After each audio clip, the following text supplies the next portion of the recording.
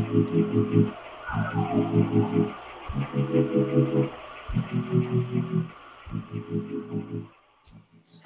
Assalamualaikum warahmatullahi wabarakatuh.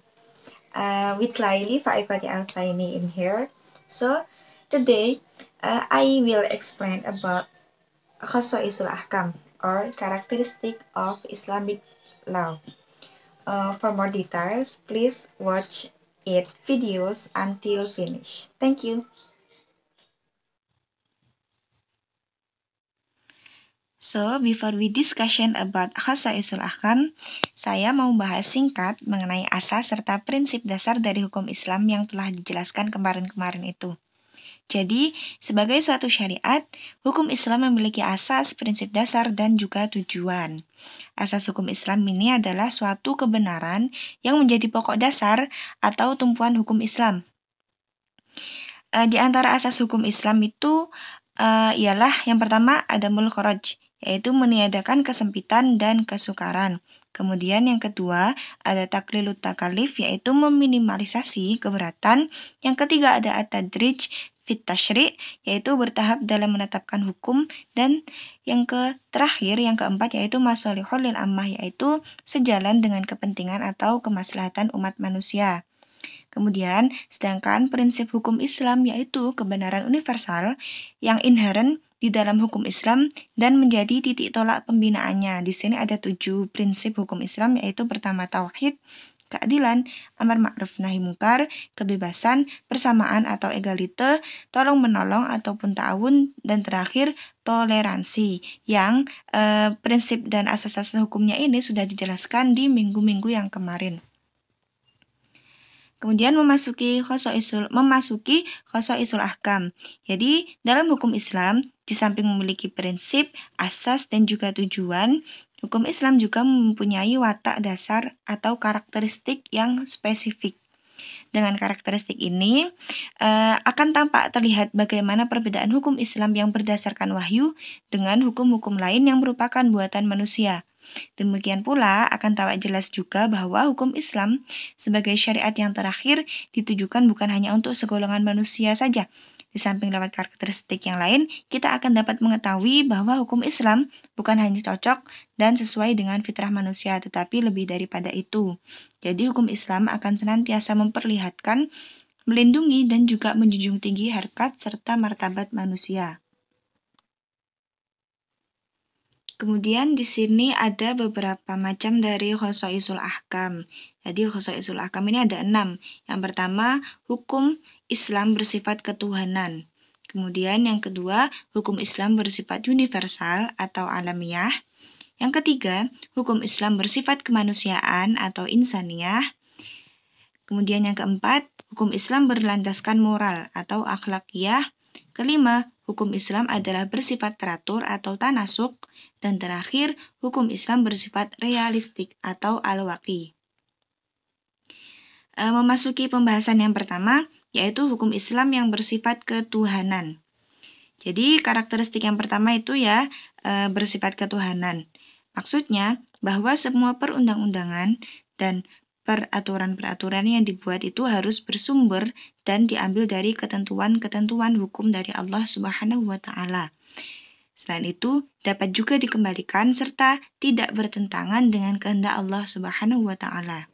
Oleh karena itu, semua perundang-undangan Islam harus berfokus atau berasal dari Allah. Sebagaimana firman Allah dalam Quran surat Al-An'am ayat 57. A'udzu billahi minasyaitonir rajim.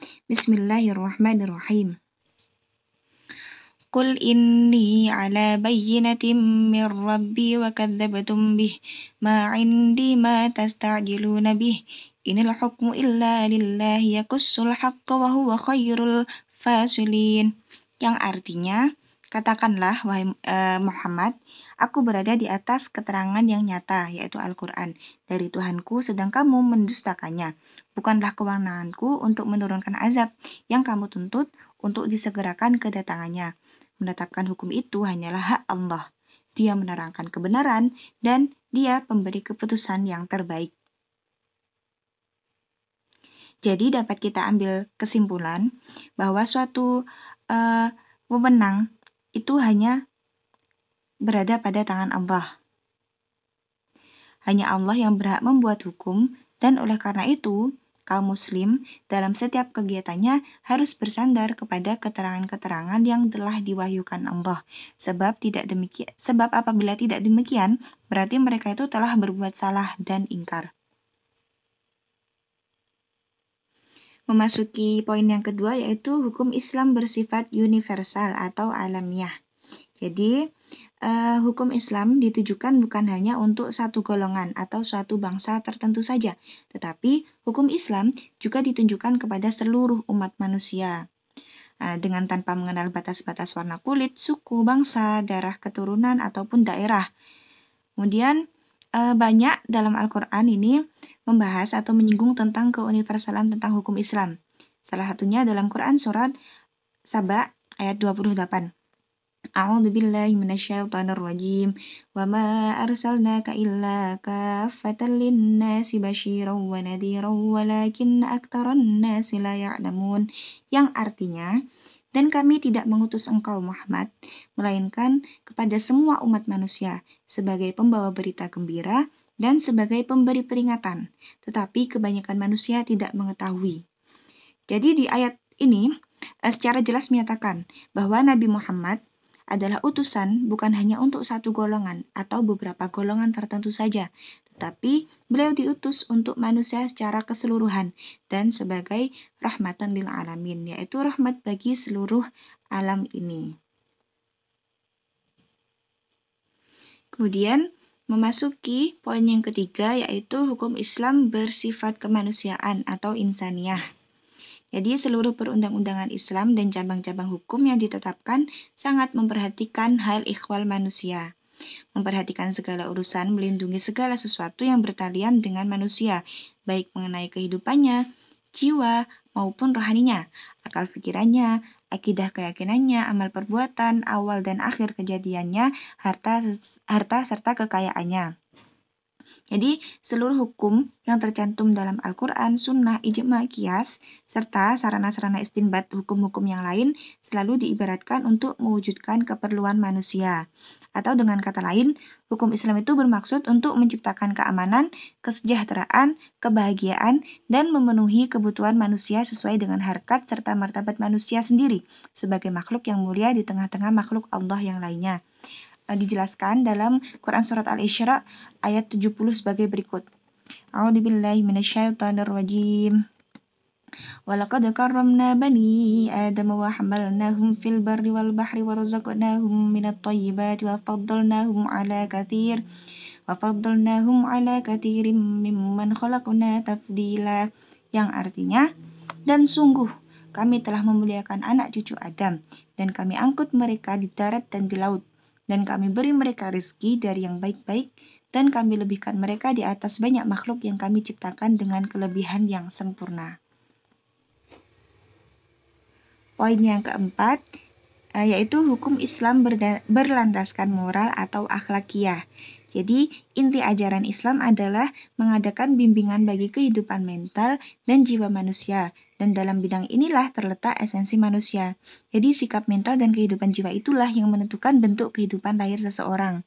Oleh karena itu, pendidikan akhlakul karimah adalah faktor penting dalam membina suatu umat. Seperti sabda Rasulullah berikut, Innama bu'ithtu liutammima makarimal akhlak, rawahu Ahmad wal Baihaqi. Jadi sesungguhnya aku diutus hanyalah untuk menyempurnakan akhlak. Seperti itu dawuh Kanjeng Nabi. Itulah sebabnya keimanan kaum muslimin pada hukum-hukum yang dibawa oleh Nabi Muhammad adalah keyakinan terhadap kebenaran yang dibawanya. Ketinggian akhlak beliau lebih banyak merupakan potensi dari nilai-nilai atau kepatuhan dari umat-umatnya. Pembinaan hukum yang beliau tempuh bukan dengan membuat aturan-aturan kemudian orang lain itu disuruh untuk mematuhinya, tetapi beliau menetapkan langkah-langkah pertama dengan menyiapkan landasan terhadap kepatuhan tersebut, yaitu akhlak. Selanjutnya, poin yang kelima yaitu hukum Islam adalah bersifat teratur atau tanasuk. Jadi, semua bagian-bagian dari masing-masingnya bekerja dan berjalan secara teratur. Antara satu dengan yang lainnya tidak saling berbenturan tetapi sejalan dan seirama.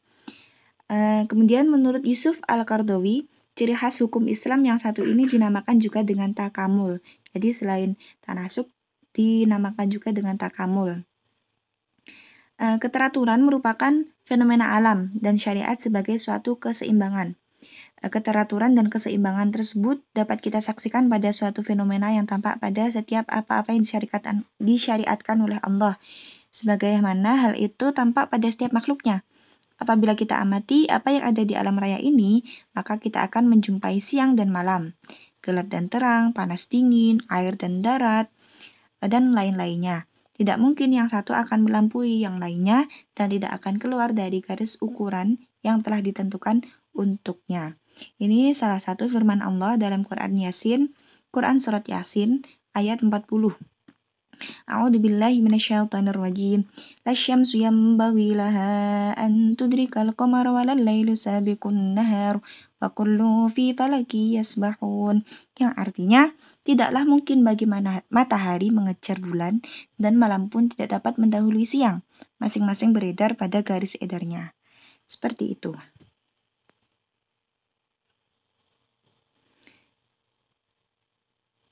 Selanjutnya, poin yang keenam, yang terakhir, yaitu hukum Islam bersifat realistik atau al-waqi. Jadi maksudnya, hukum Islam itu tidak terjebak dalam dunia khayalan dan juga tidak terbang di awang-awang. Syariat Islam ini diturunkan oleh Allah untuk manusia sesuai dengan kejadiannya yang Allah ciptakan dengan fisik yang berasal dari bumi dan ruh yang berasal dari langit yang sesuai dengan insting atau realistik. Jadi, ia mengarah sifat ketakwaan yang bergumul dalam jiwa manusia.